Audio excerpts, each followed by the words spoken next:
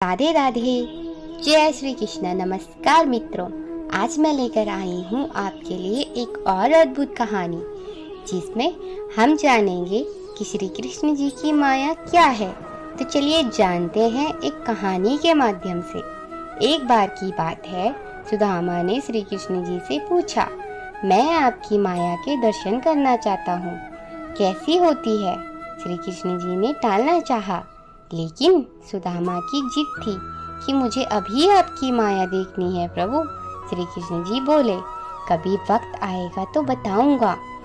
एक दिन श्री कृष्ण जी सुदामा से कहने लगे, आओ सुदामा, गोमती तट पर स्नान करने चले। दोनों गोमती तट पर चले गए। दोनों ने वस्त्र उतारे और नदी में प्रवेश किया। श्री कृष्ण जी स्नान करके तट पर वापस आ गए। सुदामा ने एक डुबकी और मारी। सुदामा को आभास हुआ कि नदी में बाढ़ आ गई है। सुदामा बह के दूसरे तट पर पहुंच गए।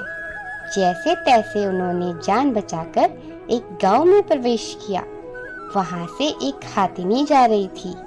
उसने सुदामा के गले में फूलों की माला पहना दी। उस गांव का नियम था कि राजा की मृत्यु के उपरांत हाथिनी जिसे माला पहना दे वही व्यक्ति गांव का अगला राजा होगा। सुदामा जी को राजा बना दिया गया। सुदामा जी हैरान थे कि ये सब क्या हो रहा है। वहां की राजकुमारी से उनका विवाह करा दिया गया। उनके दो सुंदर से पुत्र पैदा हो गए। जीवन बड़ी प्रसन्नता पूर्वक बीतने लगा। एक दिन सुदामा की पत्नी बीमार पड़ गई और काल के गाल में समा गई। सुदामा पत्नी के वियोग में रोने लगे। राज्य के लोग भी वहां एकत्रित हो गए। उन्होंने सुदामा जी से कहा, आप रोए नहीं, आप हमारे राजा हैं। वैसे भी इतना दुखी ना हो, आपको भी रानी के साथ ही जाना है। उन्होंने बताया कि मायापुरी का नियम है, पति जब पत्नी की चिता को अग्नि देगा तो उसे भी अग्नि में प्रवेश करना पड़ेगा। यह सुनकर सुदामा और जोर जोर से रोने लगे। गांव वालों ने चिता तैयार की। जैसे ही उन्होंने सैया पर पत्नी के साथ सुदामा को भी रखा, सुदामा जोर से चिल्ला उठे, हे कृष्णा, बचा लो बचा लो। और तभी कृष्ण जी ने गोमती नदी से सुदामा का हाथ खींचकर उनको बाहर निकाला।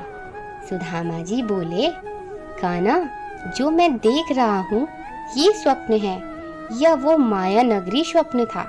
ये सब क्या हुआ प्रभु? भगवान श्री कृष्ण जी बोले, सुदामा, तुम्हें मेरी माया देखनी थी ना? ये सब माया थी। कुछ ही पलों में तुम्हें पूरे जीवन का अनुभव हो गया। मैं ही सच हूँ। मेरे से भिन्न जो भी है वो सब मेरी माया है।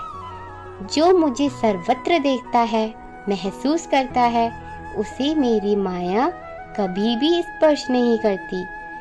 जो श्री कृष्ण जी से जुड़ा है वह जीवन में कभी भी भ्रमित नहीं होता। दोस्तों, ये कहानी अगर आपको अच्छी लगी हो तो लाइक और सब्सक्राइब करना ना भूलें। धन्यवाद।